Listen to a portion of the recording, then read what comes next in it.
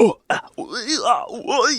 y'all, welcome back. Today we're checking out Exploring Ian Dury, The Blockheads, and Hit Me With Your Rhythm Stick, New British Canon. Posing? No, I'll agree with that. Yeah, I don't know if I'm all that provocative, but I think I'm a bit like a kipper, really. A kipper? I flounder. Quite gracefully, but I flounder. Even amongst the ragamuffins and likely lads of the UK punk scene, Ian Dury stood out. In his late 30s, with his left arm and leg withered from polio, and in love with Stax, Motown and free jazz. But that is also what made him transcend. Aided by the punk-funk backing of the Blockheads, his acerbic estuary wit was on full display on the band's only UK #1, an around-the-world jaunt that takes in Bingo Lingo, James Brown, and the universal appeal of copulation. This is New British Canon, and this is the story of Hit Me With Your Rhythm Stick. Wow.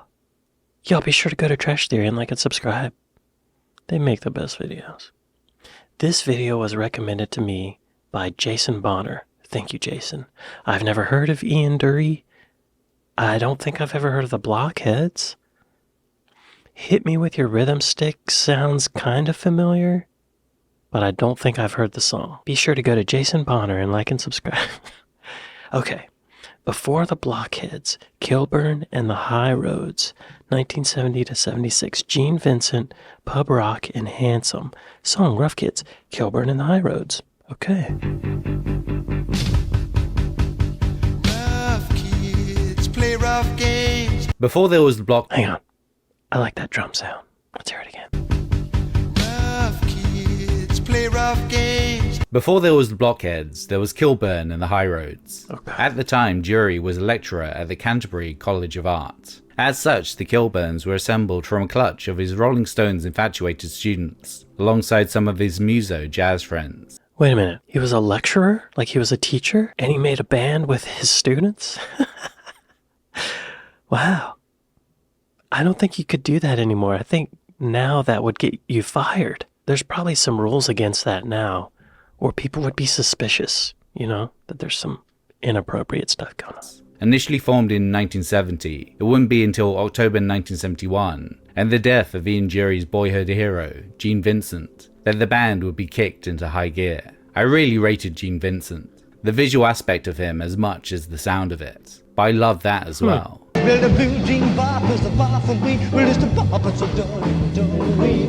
You dip your hip free and easy. I had no idea that he had a bad leg until after he was dead. It was sort of a coincidence. In 1971, Gene Vincent died. He was the same age as Van Gogh, and I remember thinking, I ought to get a band together. Hang on. Gene Vincent had a bad leg? What does that mean? Gene Vincent had a bad leg. Let's just Google that. Yes, Gene Vincent had a severely injured left leg from a motorcycle accident in 1955. He was in the Navy at the time, and the accident occurred in Norfolk, Virginia. The injury was so serious that doctors considered amputation, but he refused. He spent time in the hospital and had a steel brace on his leg for the rest of his life, which caused him to limp and experience pain. This injury is often cited as a factor in his distinctive stage presence. Wow. My gosh. Let's look at that footage of him again, because I saw an able-bodied man, you know? Well, the blue jean bar is the bar for me. Well, it's the bar, but so don't we? You dip your hip free and easy. I had no idea that he had a bad leg until He just whipped it over the mic stand. Wow, that's wild. Good for Gene. Way to go, Gene. You did it. after he was dead. It was sort of a coincidence. In 1971, Gene had a band together. 1950s rock and roll idol Vincent would be a looming presence in Dury's career, with many parallels, like the fact that both musicians wore a leg brace. Vincent had been in a motorcycle crash that shattered his left leg. Guess I didn't have to Dury look had it up. contracted polio when he was 9, so possessed a weakened left arm and leg. Both cases influenced both artists' stage mannerisms, Dury clutching the mic stand for support as he glared into the audience, while striking a similar silhouette, with their dual slick black locks and black leather gloves. By the time the first workable version of Kilburn and the High Roads was gigging, Dury was mere months away from being 30, and felt that his chance to rock and roll may have passed him by. Yeah, I don't know. I feel like on one hand it's never too late 30's not that old. But yeah, I feel like most rock stars are in their early to mid-20s, right? Many things stood in his way. For one, Dury couldn't really sing.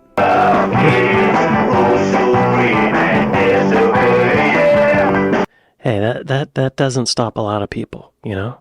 It's all about that charisma, stage presence, the performance, right? Instead, what he brought to the rabble was his domineering Cockney white boy persona and his elegant yet working class way with words. When I was 15, I had a black tweed jacket and sideboards to my chin. I'm a cocky dick about my words. I always thought that I didn't have any competition. I'm the best in the world by 100 miles. Oh, in a nutshell, I think I'm shit hot. Wow. The group toured the pub rock circuit of London throughout the early 70s. Similar to Brinsley Swartz, Ducks Deluxe, and Chilly Willy and the Red Hot Peppers, the Kilburns were taking rock and roll back. Chili Willy and the Red Hot Peppers? I've never heard of them, but it does sound like Red Hot Chili Peppers, right? Is that where they got their name? And Chilly Willy and the Red Hot Peppers, the Kilburns were taking rock and roll back to its most elemental. Vincent, Eddie Cochran, and the Stones. Rough kids that bother and make nuisance. But with Dury's group, Wow, that was 75. Yeah, musically it does sound like the 50s, but production-wise the 70s for sure. That bother and make nuisance. But with Dury's group, they augmented these elements with touches of calypso,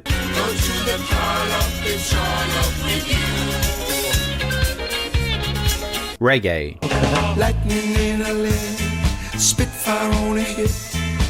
and 1950s novelty pop.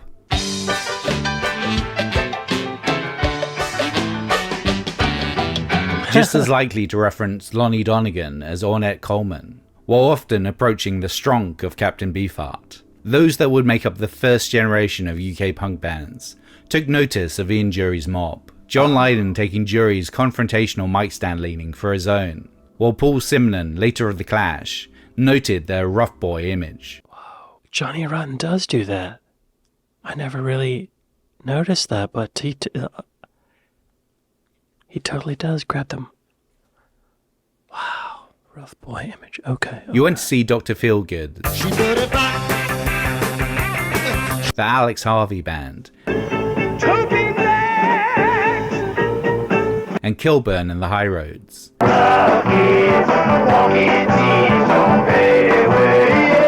And that was it as far as raw British rock and roll was concerned in the mid-70s. Wow. They were the tough guys, and Ian was one of the toughest.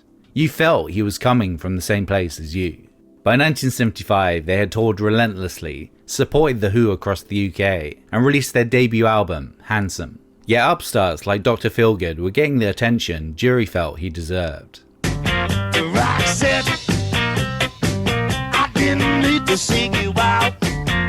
I'd seen them go screaming past us like a rocket ship. I started worrying that we were doing it wrong. You blame your agent, but he wasn't neglecting us. It was just their vibes were happening for the Feelgoods, and they went roaring into the mystic. That's interesting.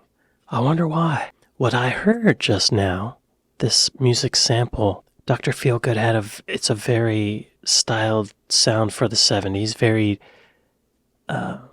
like immediate, no reverb or echoes, very tight sounding, while the Kilburn and the High Road sounded, there was a lot of reverb on it, you know?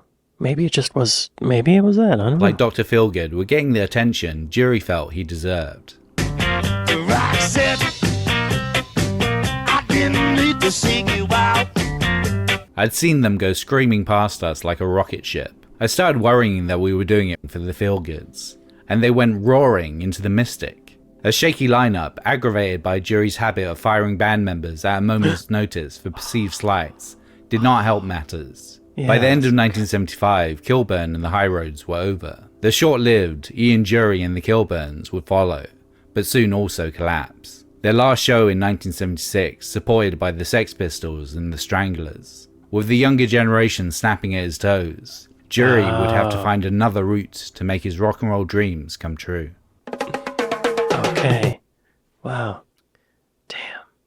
Sounds like he got close with that band, but it just didn't happen. But I think other things are coming for him. Sex and Drugs and Rock and Roll, and New Boots and Panties. 1977, Chaz Jankel, Zulu, and Sweet Gene Vincent. Song Sex and Drugs and Rock and Roll, Ian Dury.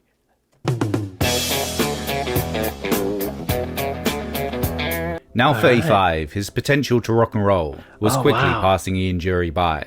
But instead of rushing in without a plan, he would make sure he had assembled the best possible backing group before getting back on the scene. Keyboardist and guitarist Chaz Jankel, who played in a late era lineup of the Kilburns, would become Dury's main songwriting partner, with whom he would spend the next year writing the majority of the songs for what would become his debut solo album. Having met Chaz, it was pretty obvious we could write well together. All the time I was interested in making music you could dance to that had jazz and funky influences. I didn't want slavish adherents like the average white band, who were almost copyists, although they were bloody good.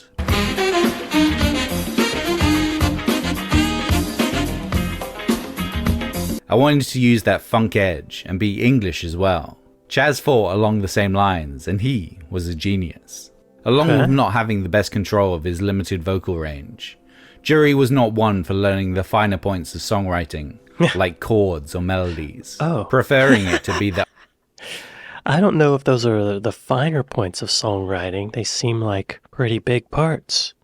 Maybe he's going to focus on the lyrics. The finer points of songwriting, like chords or melodies, preferring it to be the unattainable magic he had always enjoyed it as. Jankel was essential to Dury's new songs being good. Dury was adept at rhythm, from his skiffle days on the washboard to the awkward beats he could conjure on his second-hand drum kit. His idea of rhythm was based on Zulu, that scene where you can hear the Zulus before you can see them, that incredible stomp before they come over the hill.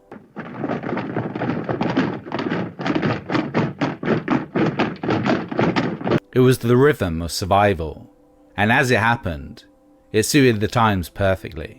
Aided by Dury's primal beats, one of the first tunes they would write together was Sex and Drugs and Rock and Roll. Sex and drugs and rock and roll.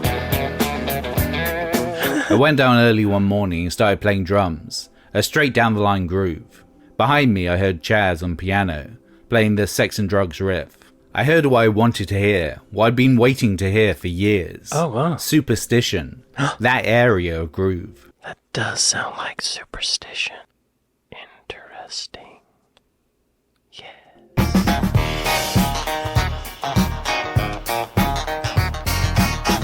Sex and drugs and rock and roll is very good indeed. That accent really comes through in his singing.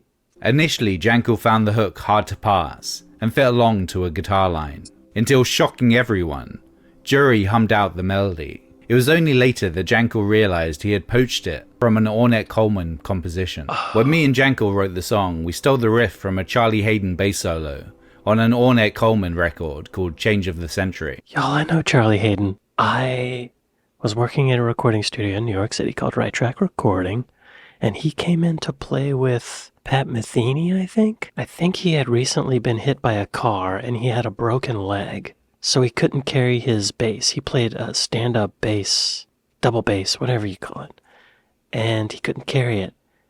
And I had to carry his bass from the studio down to the road and help him. I helped him put it in a taxi. I feel like we walked a ways, though. We walked a block. He was very nervous about me carrying this bass because apparently it cost $30,000. I didn't know he played with Ornette Coleman. Hang on. Let's look up Charlie Hayden. This is the guy I'm thinking of, right? Oh yeah, that's him. That's definitely him.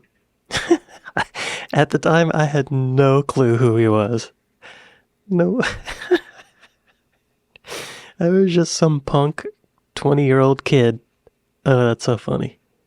Oh, he passed away in 2014. In 2001, Hayden won Latin Grammy Award for Best Latin Jazz CD for his album Nocturne. Way to go, Charlie. Verve Records. I remember that record label. Oh, Charlie Hayden had polio. Yes, Charlie Hayden and Pat Metheny collaborated in several projects, and most notably on the album Beyond the Blah Blah Blah, which won a Grammy. They also performed together live and in other studio recordings. Okay. Missouri Sky. Okay, I'm going off on a tangent. Wow. That's so crazy. Charlie Hayden.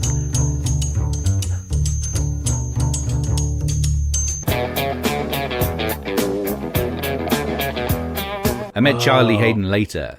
Wow. Yo, if I had known who Charlie Hayden was, I would have got his autograph. I had no idea. I just saw him as this anal bass player.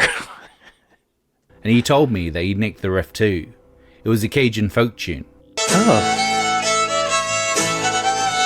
Oh, funny.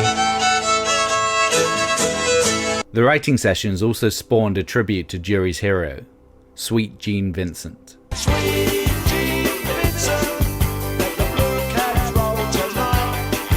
Managing to fit in copious references to the man's life and songs, including hints towards Blue Jean Bop. Blue jean baby. Blue Jean, baby. Oh. Who Slapped John? Who slapped John? Who slapped John? Who slapped John? And Bebopalula. She's the woman with the flying feet. That's a great song. I love his voice on that song. She's the woman with the flying feet. As well as being a celebration, the song also ruminates on Vincent's missed chances, ending up as it could have been, with a couple of half-forgotten hits, instead of a Presley.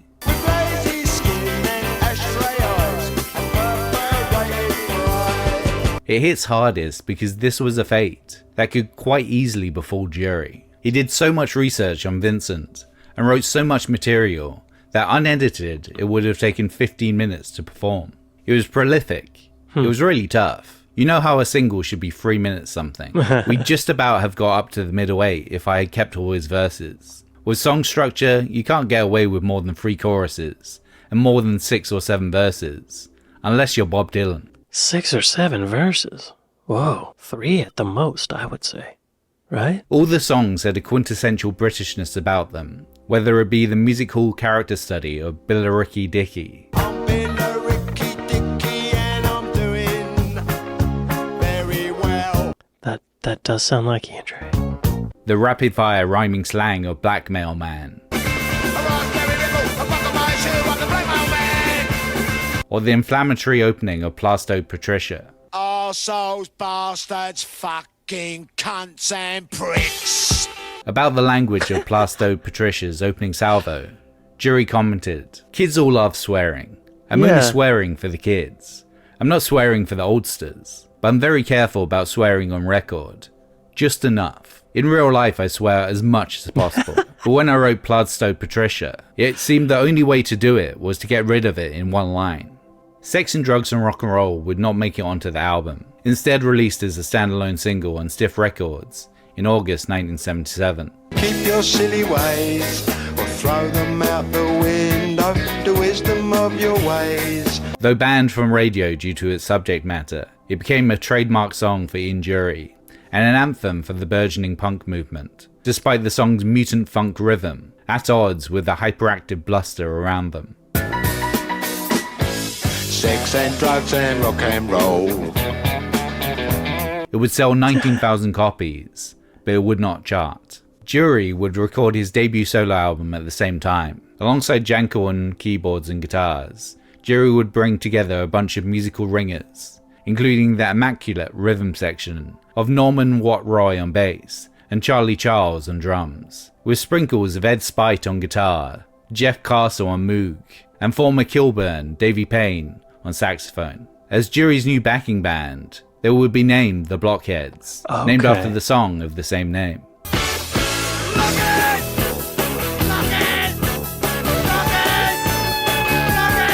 The album... I love that drum sound, y'all. That snare drum.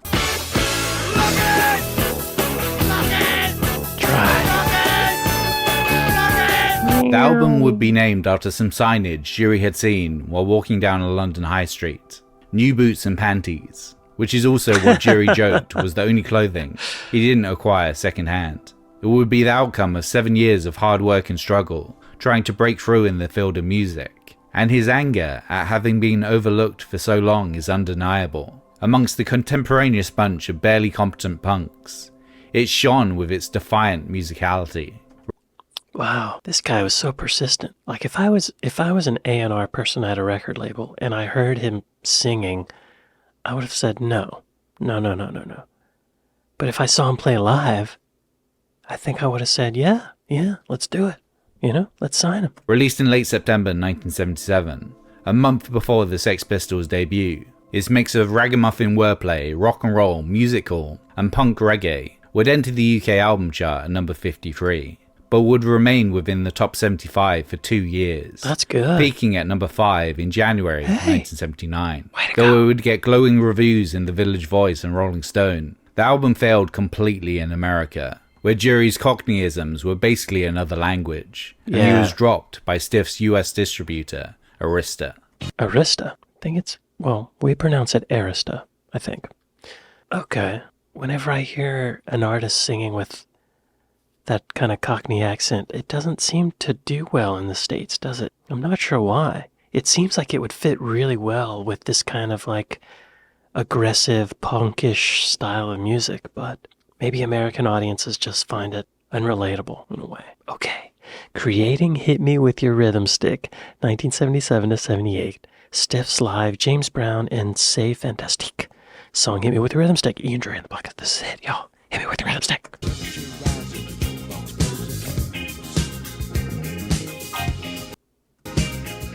The first Okay, interesting. What I just heard reminds me of that Blondie song where she raps. I don't remember what it's called. live airings of the songs off New Boots and Panties with the Blockheads would occur on the Stiffs live tour in October 1977, where their label assembled some of their most promising acts, including Elvis Costello, Nick Lowe, and Reckless Eric, and set them loose on the UK. The tour was intended to have an alternating headliner. Such was Stiff's belief in their artists, but ended up as a battle between Costello and Dury for the top spot, with Costello not helping himself by not wanting to play anything from his sole released album. As such, Dury became the de facto top billed, most nights concluding with all the artists coming on stage to sing Sex and Drugs and Rock and Roll. Oh.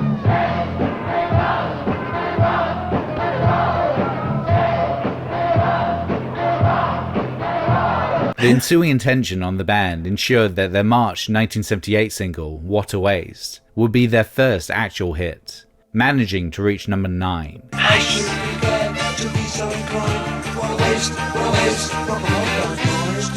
Ian Dury's most enduring single, though, would arrive by the end of the year. Completed in July 1978, Hit Me With Your Rhythm Stick had been in slow gestation, Dury having certain lyrics as far back as 1974. Hit me with your rhythm stick. Hit me. Hit me. He's rapping. He's rapping.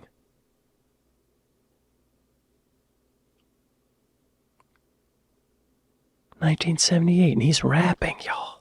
Je t'adore, ich liebe dich. The repeated hit me's were a catchphrase he'd been compelled to chant while gesturing with his walking stick when the band were travelling on their 1978 US tour. Hit me. Hit me. Hit me. It was about rhythm and dancing, and it was also saying, "Dance, don't hit me." Chaz accused me of nicking it off a George Clinton record, but I disagree. The hit me phrase is really James Brown. Hit me. Hit me. But who cares? Yeah. Despite being in the back of his mind for almost half a decade, Dury kept refining hit me's wording. Their lyrics were changing all the time. It's nice to be a lunatic. Used to be, it don't take arithmetic. So they were slightly different, but Ian had a map in his head of what he wanted. The exuberant and saucy lyricism mostly nods to one thing, the element that ties the world together, from the deserts of Sudan to Santa Fe, that most everyone enjoys a fuck. Hit me. Hit me. Das ist gut, say fantastic. Hit me. Hit me. Hit me. With that theme in mind, Jankel based the composition on an accented piano riff he had created on the New Boots and Panties track, Wake Up and Make Love With Me.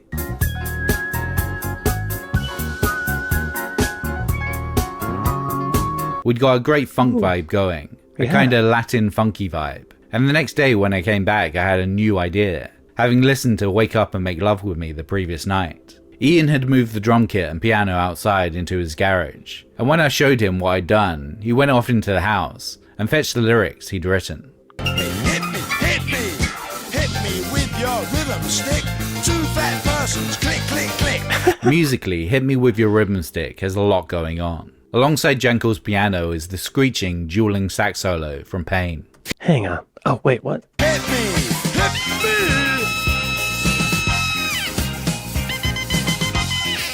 Johnny Turner Wow. I want to read the lyrics to Hit Me With Your Rhythm Stick. In the deserts of Sudan and the gardens of Japan, from Milan to Yucatan, every woman, every man, hit me with your rhythm stick, hit me, hit me. Je t'adore, ich liebe dich, hit me, hit me, hit me. Hit me with your rhythm stick, hit me slowly, hit me quick. Hit me, hit me, hit me. In the wilds of Borneo and the vineyards of Bordeaux, Eskimo, Arapaho, move their body to and fro. Hit me with your rhythm stick. Hit me, hit me.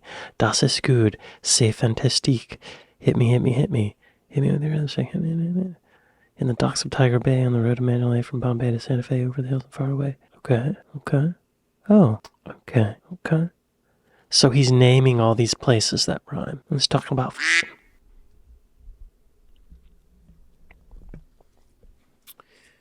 yeah, people like to Turnbull's guitar synth that dips in and out. Hit me, hit me.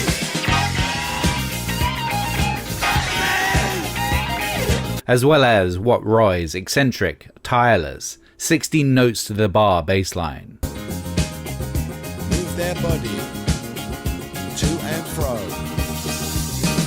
Recorded live in 11 takes with limited overdubs. It was an uneasy mixing job for producer Laurie Latham. While I thought the bass should have been a bit more of a feature, that for a funk part it was a little subliminal. Hit me, says she won't, he says nicht. Hit me, hit me. People I like that bass line. I love when basses do chromatic boom, boom, boom, boom, boom, boom. Chromatic octave, whatever. always pick up on it. They always talk about the bass on that track. To me it was a bit airy and could have sounded a little punchier, but I have to say that it leaps out when you hear it on the radio.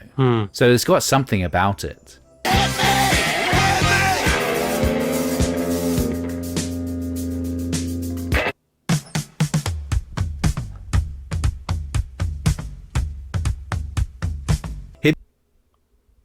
Great drum sound. Laurie Latham. I've never heard of Laurie Latham. British record producer. What's his story? New Boots and Panties by Ian Dury. No Parlay by Paul Young. Cozy Fan Tutti Frutti by Squeeze. I've heard of Squeeze. Echo and the Bunnymen. Heard of that. Stereophonics. The Maccabees. Manfred Mann. Okay, I've heard of that. Okay. Okay. Ah. The Legacy of Ian Dury and the Blockheads, 1978. Number one. They got a number one.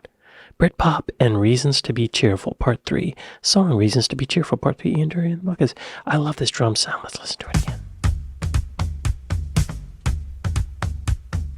Hit Me With Your Rhythm Stick was released in November 1978, after a 6-week climb from number 44 to number 2, only to remain there for a fortnight, behind the Village People's YMCA.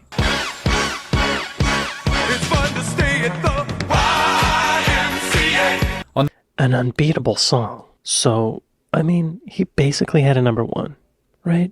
YMCA, like you can't.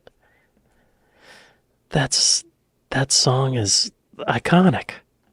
It's fun to stay at the YMCA. On the third week though, Hit Me would hit the top spot, which after the Boomtown Rats, Rat Trap, It's a rat trap, and you've been caught.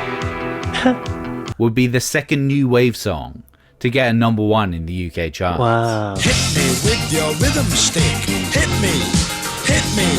Je t'adore, ich liebe dich. The week after, it would be overtaken again by Blondie's Heart of Glass, the third new wave number 1. Okay.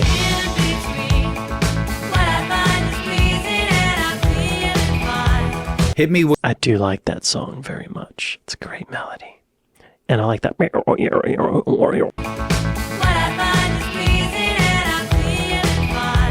Hit Me With Your Rhythm Stick will go on to sell 1 million copies, and as of February 2020, was the 115th best-selling British single of all time.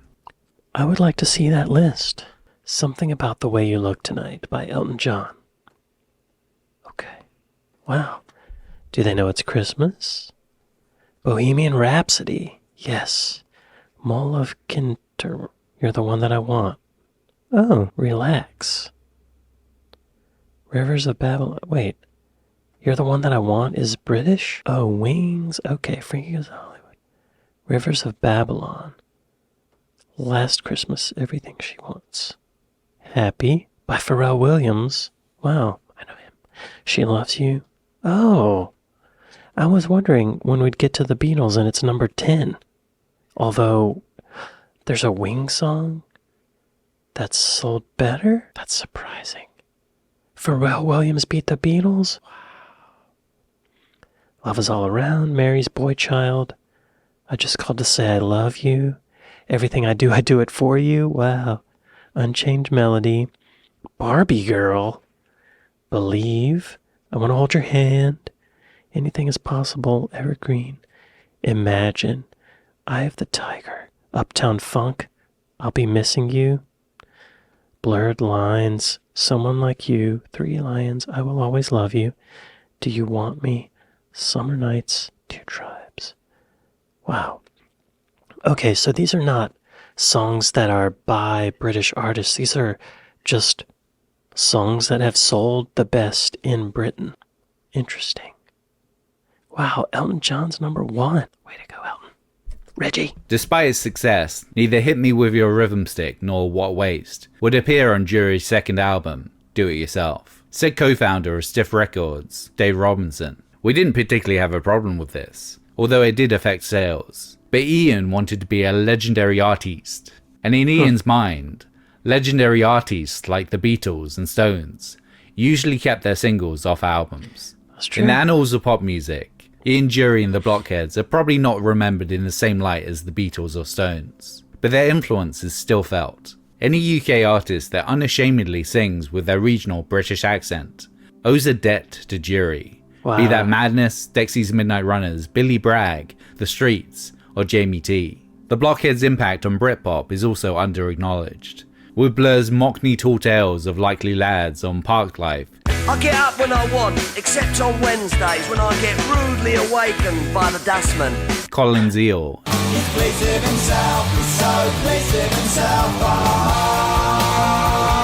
And Charmless Man. I love that song. Mirroring those of Billericay Dickie or Pladstow Patricia. Furthermore, Oasis's bass urge titling of Cigarettes and Alcohol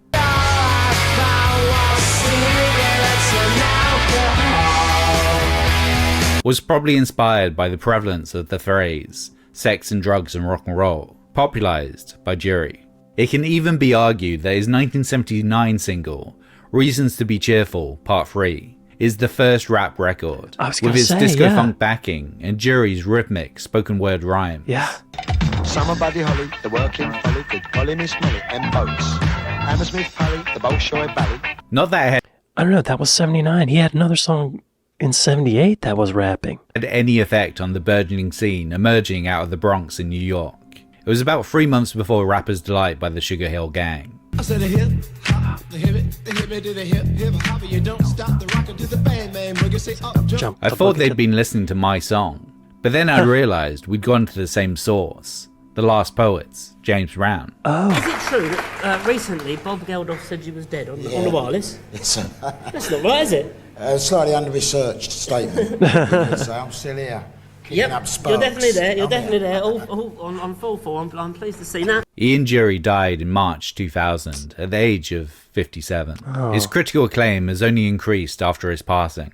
In May 2020, The Guardian named Hit Me With Your Rhythm Stick as the 18th best UK #1 single of all time, wrote Dave Simpson.